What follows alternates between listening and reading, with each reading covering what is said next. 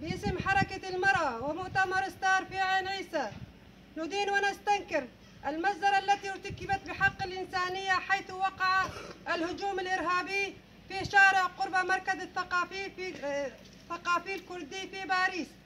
هذه اللعبة الخبيثة ليست صدفة، إنها الحرب ضد شعبنا في كردستان وحتى في أوروبا. عندما يتعلق الأمر باغتيال الكرد في باريس، فإننا نعلم إن الناشطات الكرديات ساكنة جانسيس ورفيقاتها اغتيلوا في نفس المكان عام 2013 على يد الاستخبارات التركية الفاشي.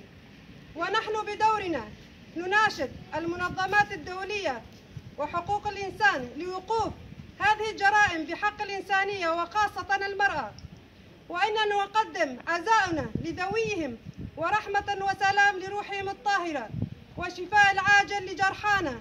تحية ثورية. شهيد نامري، شهيد نامري، شهيد نامري.